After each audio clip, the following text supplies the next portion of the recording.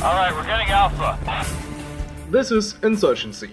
Insurgency is a tactical first-person shooter by New World Interactive based on Valve's Source engine.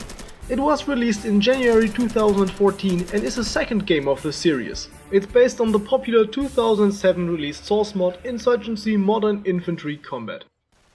In 2012, Insurgency 2 was announced. In first preview videos we saw basically Insurgency ported to the Left 4 Dead engine, but after a 2-year-long development period, the original modders formed up a new company and released Insurgency, formerly known as Insurgency 2. As a game that descends from the good old Source engine, no leveling or gathering points for upgrades and weapons is needed. Just select a class, modify your loadout and rock on. And speaking of weapons, there are quite a few. In Insurgency you can choose from over 20 weapons, featuring old classics like the M16 and the AK family, and some rather special weapons, and such you wouldn't expect in a modern military shooter. A representative of the guns you wouldn't expect is the Russian Mosin Nagant sniper rifle, the SKS-45 and the German MP40.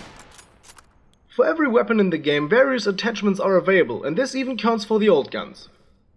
Let's say you want to go for a sniping role but don't want to play a classic sniper rifle. Just go and equip an M16 assault rifle and attach a bipod, a scope and a heavy barrel or a flash suppressor, and you're just as good a sniper. Or just go YOLO without any modern stuff. Just play a bolt action rifle against modern soldiers with modern assault rifles. It's hard, but when it works, the kills are much more satisfying. Ever wanted to play a World War II era MP40 with a scope? Then this is your game. And just for those who are wondering, this is actually correct. You will find a lot of old German weapons in the Middle East. The only thing I'm missing in this game is a Sturmgewehr 44 or STG 44. Speaking of the Middle East, by now you've figured out that the game throws you into a raging conflict of today's world. Judging by the geography of the maps, it could be in Iraq and Afghanistan.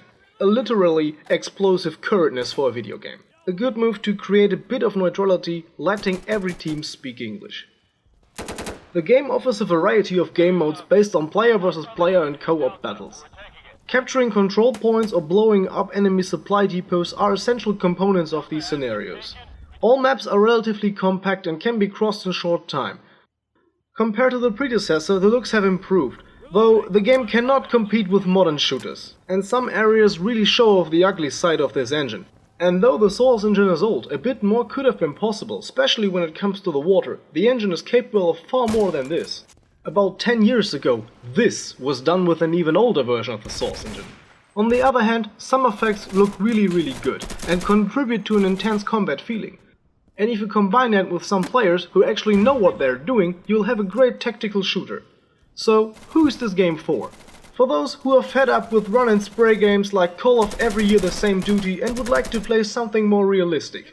If Counter-Strike is way too flurry and Rising Storm, Red Orchestra and Arma are way too plodding for you, this can be a good and cheap alternative. If you don't get frustrated that quickly and are willing to learn, you can have a great deal of fun.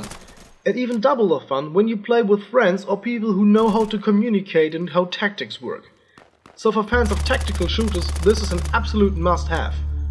If you liked this video, feel free to subscribe and stick around and check out some of the other stuff we do. So, see you at the next video.